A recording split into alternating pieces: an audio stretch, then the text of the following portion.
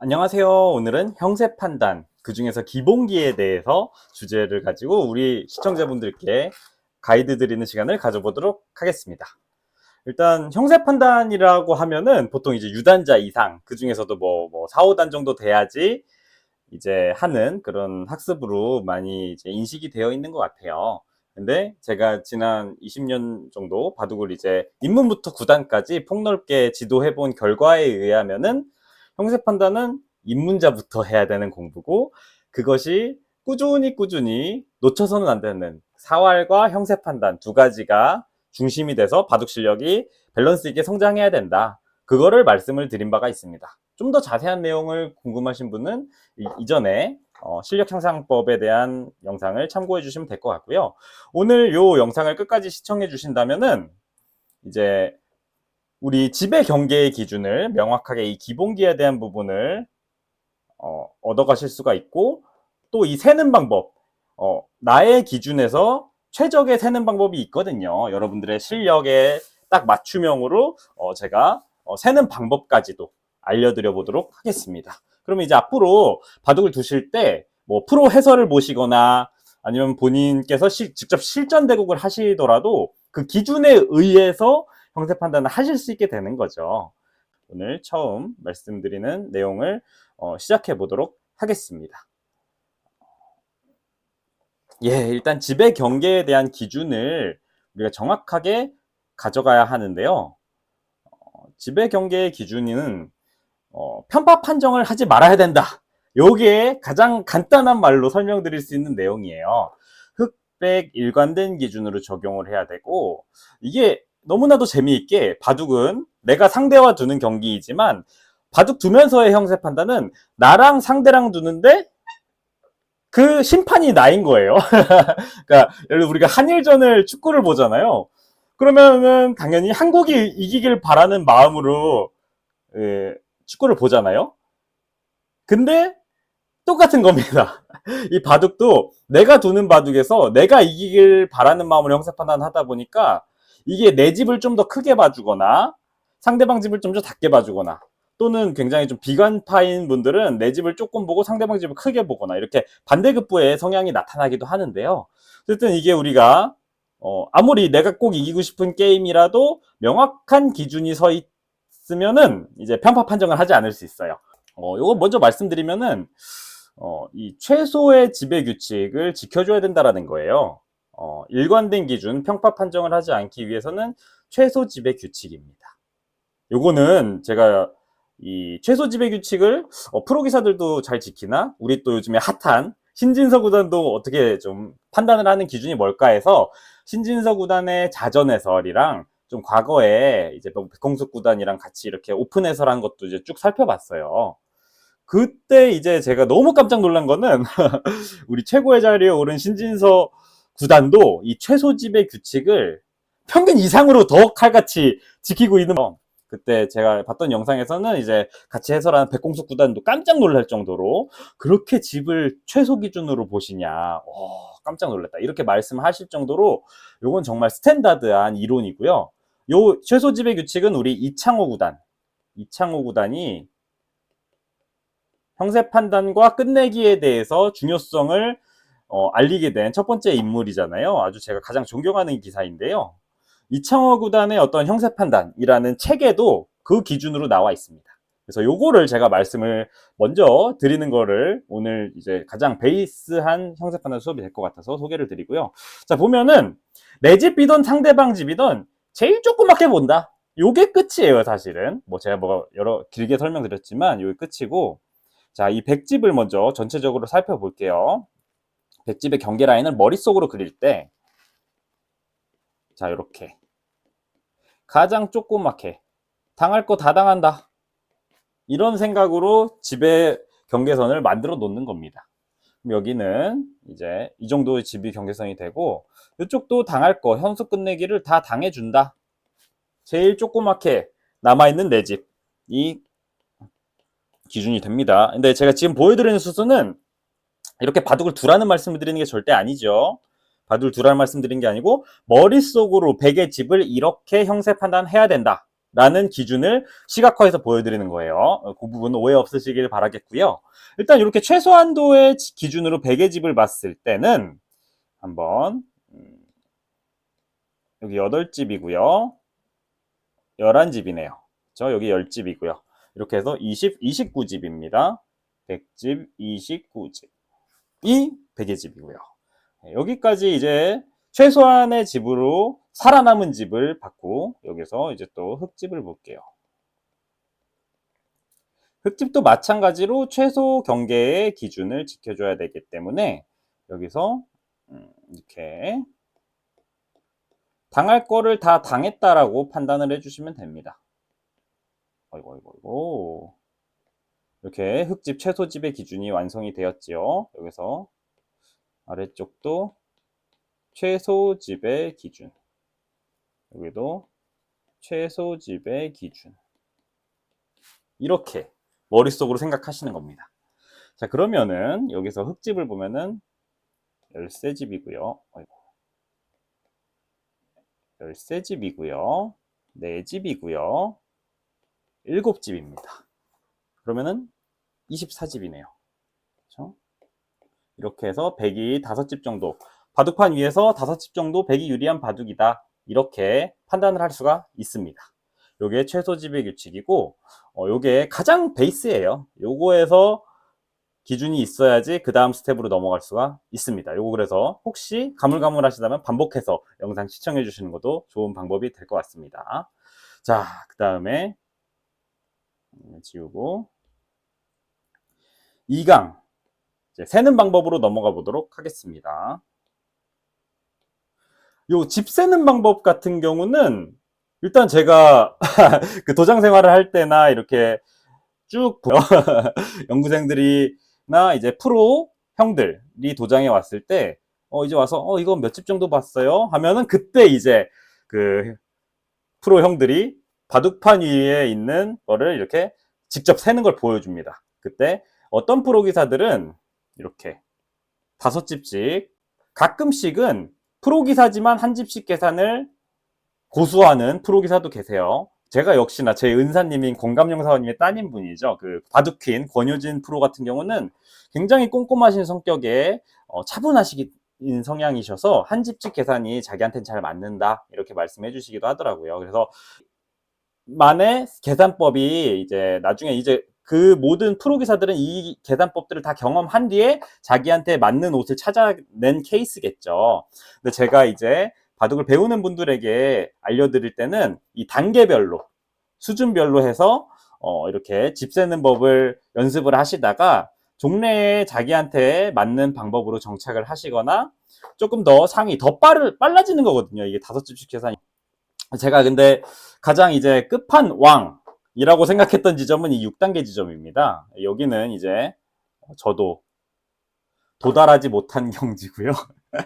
한참 이제 제가 전국대회 나가고 선수 활동할 때 근거리까지 흉내를 한, 어쨌든 요게 궁극의 끝판왕이라고 생각한 거는 이제 제가 집계산으로 유명한 허영호 프로나 우리 이제 나연구단 이런 이제 그 집계산으로 유명한 프로 사부님들께 이렇게 여쭤봤을 때 이 형세 판단을 쭉 하는데 손이 바둑판 위를 한 바퀴 삥 돌면은 계산이 끝나요.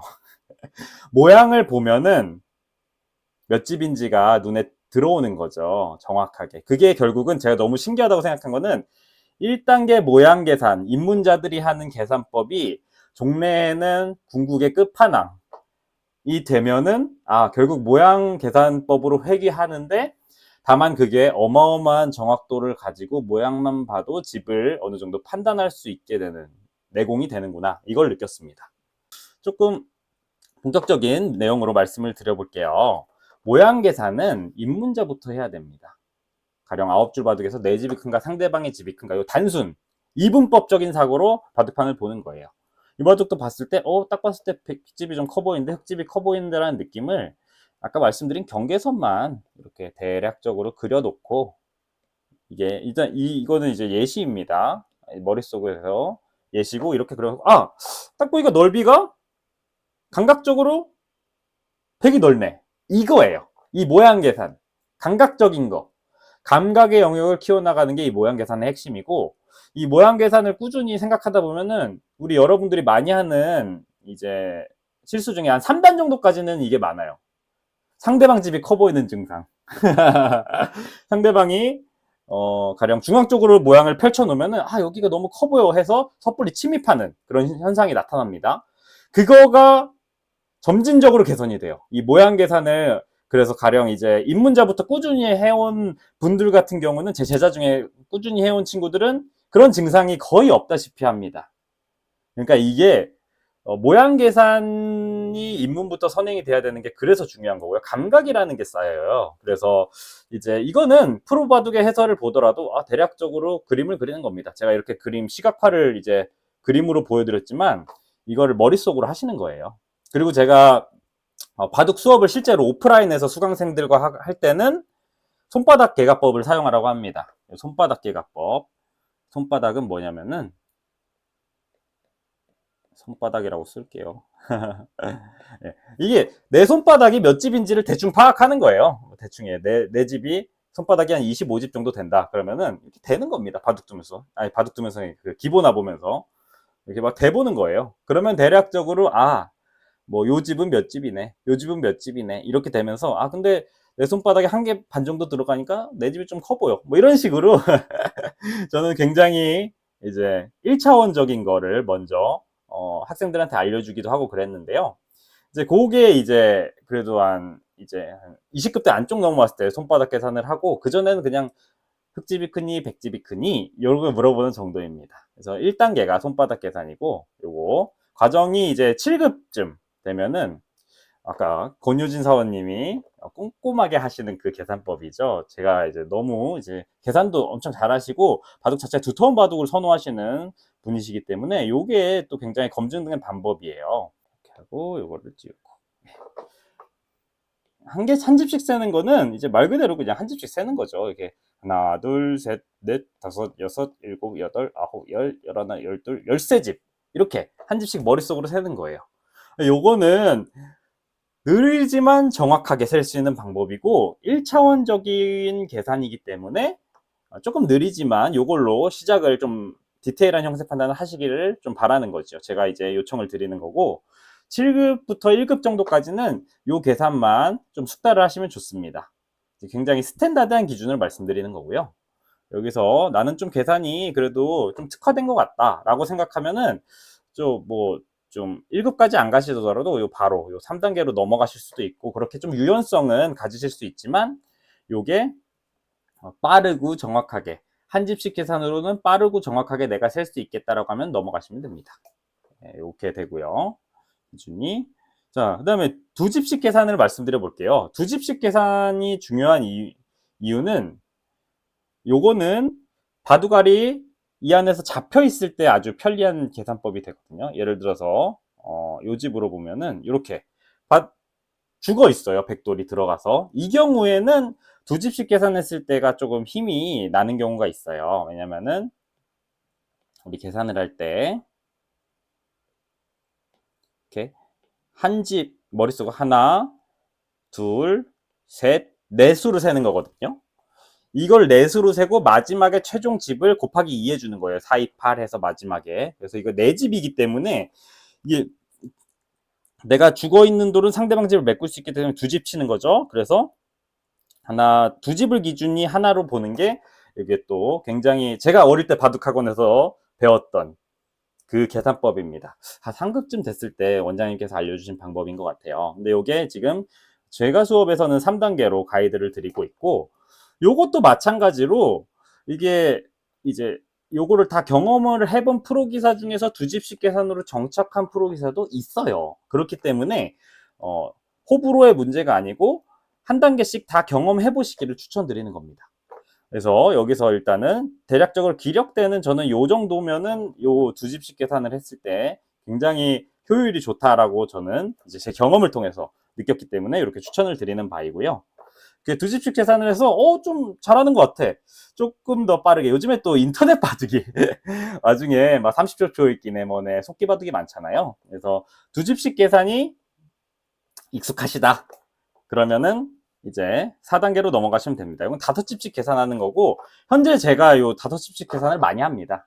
그 이유는 저는 이제 요 단계도 꽤 이제 성적이 괜찮을 때는 15단계까지 갔지만 저는 여기서 지금 다시 이제 좀 빠꾸를 한 이유는 제가 이제 연습을 많이 안 하니까 약간 퇴화한 느낌이 있어서 5집씩 계산으로 저는 정착을 한 상태이고요.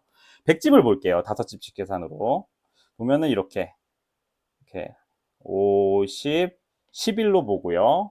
5, 10으로 보고요. 여기가 10으로 두 턴에 끝낼 수가 있는 거죠. 예. 여기 12. 안 좋게 자꾸 되는데, 이렇게. 이걸로. 12. 여기가 10. 그리고 여기가 5, 10, 15, 16. 16입니다. 여기 16으로 보겠습니다. 16. 이렇게 해서 이런 식으로 5집씩 묶어서 세는 거예요.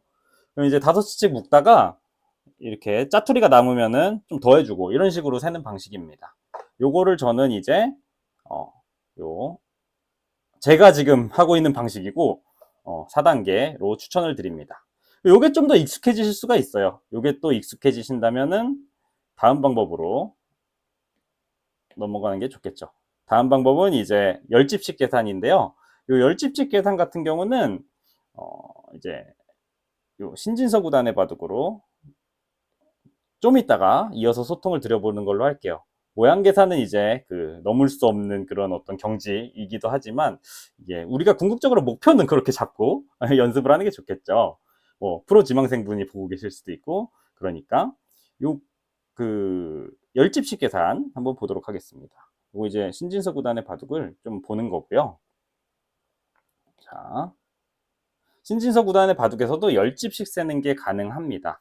이게 우리 이번에 또 인간의 자부심을 드높였던 신진서 구단의 바둑이고요. 계산은 딱 봤을 때 10집을 눈으로 잘라내는 거예요. 이렇게 10집이죠. 그 다음에 17집이 이렇게 10집을 잘라낸 다음에 자투리집을 계산하는 방식이에요. 그러면은 여기서 10집이 바로 잘리고 17, 18, 19, 20이고 25에 여기서 또 10집입니다. 이렇게 10집 자르고 여기서 이렇게 10집 자르고 뭐 이런 식으로 계속 잘라 나가는 거예요. 10집 단위. 여기까지 해야 10집이죠. 5 여기까지 또 하면 10집이고 10집이고 이런 식으로 10집씩 계속 잘라 나가는 겁니다. 여기도 또 5집 마지막 10집이 남네요. 이런 식으로 10집씩 단위로 묶음을 가지고 계산을 한다. 이런 느낌으로 보시면 되고요. 요게 이제 우리 해설위원 분들이 뭐 이제 프로 기사분들 중에서 이제 해설을 하시는 분들이 형세 판단을 할 때 조금 빠르게 이제 판단을 해야 된다. 라이브에서. 그러면 이제 이런 식으로 10집씩 잘라서 계산하는 거를 볼 수가 있습니다. 요 방법 같은 경우는 이제 굉장히 고단자들에게 추천드리는 방법이고 8단, 9단 정도의 고단자들에게 추천을 드리는 방법이 되는 것 같습니다. 자, 일단은 여기까지 제가 세는 방법까지 포함해서 소통을 좀 제가 일단 지우고 이렇게 쭉 이제 기력별로 매핑해 가지고 우리 회원분들 우리 시청자분들께 소개를 드렸지만 결국은 나한테 맞는 방법을 찾아가셔야 됩니다. 어느 순간에는 이런 거 이제 다 스텝 바이 스텝으로 이제 기력대별로 이제 표준으로 드리는 거지만 결국은 이제 나한테 편한 방법을 찾아서 빠르고 정확하게 계산하시는 게 중요하고요. 요게 두 가지가 일단은 준비가 돼 있어야지 그 다음에 제가 말씀드리려고 하는 요 실전 파트로 넘어갈 수 있습니다. 요거는 다음 시간에 소개를 해드려 볼게요. 형세 판단을 또 너무 많이 하면 또 안 되고 정확하게 이제 형세 판단이 필요한 시점에서 해야 되는데 언제 해야 되는지에 대한 가이드를 드리는 거고 요거 다음 시간에 소개를 드려보도록 하겠습니다. 그리고 예, 신진서 구단의 바둑으로 조금 이제 빠르게 이제 형세 판단을 하는 그런 모습들을 제가 간단하게 보여드리면서 오늘 이 영상은 마무리를 드려보도록 할게요. 자, 이렇게 쭉 진행이 되죠. 이렇게 집이 경계가 하나 완성됐고요. 이렇게. 자, 이렇게 보실 때 이렇게 그냥 대략적인 경계로 형세 판단 공부를 하면서 우리 신진서와 카타고 구단의 바둑을 보도 좋을 것 같고요. 신진서 구단이 정말 대단한 거는 이 바둑은 그냥 수익기가 특별한 거 없이 그냥 다 형세 판단 능력으로만 카타고를 제압해 줬거든요. 저는 그래서 와, 제가 생각한 것보다 신진서 구단이 정말 대단하다고 더 느꼈어요. 저는 원래는 수익기 위주로 강한 기사다라고 이제 생각을 하고 있었거든요, 개인적으로는. 근데 그거는 이제 신진서 구단이 워낙 세니까 이제 프로 기사랑 둘 때의 바둑에서 도드라지는 게 수익기였던 거고, 신진서보다 센 카타고랑 두니까 신진서 구단이 완전히 그냥 이 형세 판단 능력으로만으로도 어마어마하게 대단한 기사고, 그것만으로 제압을 하는 그런 내용도 보여줬기 때문에 정말 저는 이 바둑이 어떤 신진서 구단이라는 작품을 탄생시키기 위해서 우리의 레전드, 뭐 조은현 구단, 이창호 구단, 뭐 조남철 구단부터 해가지고 그런 기사들이 어떤 업적을 누적시켜 온 게 아닌가, 이세돌 구단 포함해서 이런 생각까지도 들었습니다. 이런 판단들이 손해인데요. 집으로 손해지만 이런 판단을 하는 게 이 형사 판단이 되어 있기 때문에 바둑을 점점 좁히면서 신진서 구단의 머릿속에 이 경계선이 분명히 있었을 거예요. 아, 이렇게 100% 제가 확신할 수 있습니다. 이렇게 경계선을 그리고 100집 경계선 이렇게 뭐 이 정도 경계선으로 최소한도로 그리고 최소화의 기준, 신진서 구단이 갖고 있는 이 기준으로 그리고 넉넉한데 신진서 구단 이제 모양으로 계산하는 게 이제 당연히 될 테니까 딱 여기 몇 집, 여기 몇 집 이렇게 그림을 그리는 순간 다 세져 있어요, 머리에. 그래서 이게 세고 이렇게 하면서 최종 끝판왕, 아까 말씀드린 6단계의 경지로 계산을 했을 거라고 저는 추측을 하고 있고요.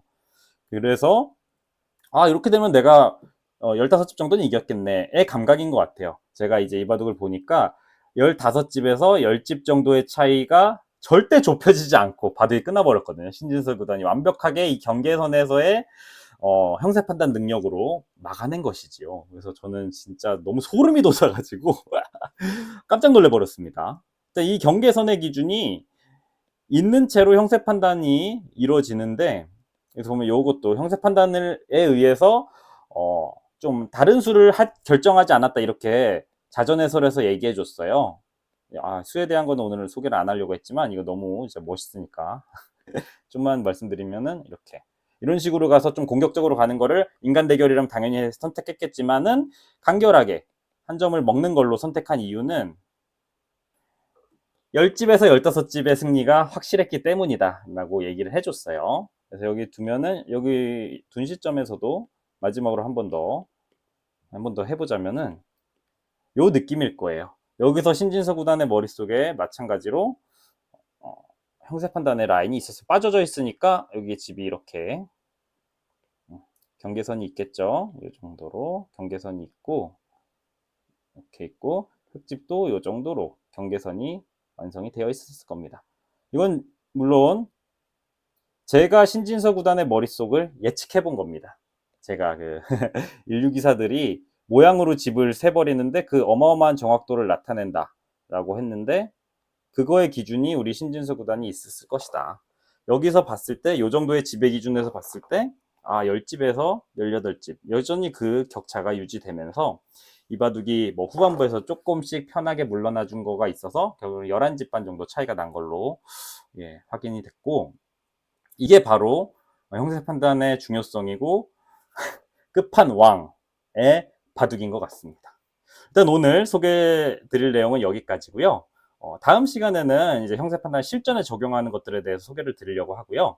그리고 바둑 실력이 형세 판단이 왜 중요해? 바둑 실력 느는 거에 관심이 있는데 형세 판단은 중요한지 잘 모르겠어 라고 하시는 분들은 그 부분에 대해서 제가 자세히 설명드리는 영상이 또 있으니까요. 그 영상을 댓글을 통해서 좀 보셔도 바둑 실력 늘리는데 좋은 도움이 될 거라고 생각합니다. 오늘 소통 드릴 내용은 여기서 마치도록 하겠습니다. 감사합니다.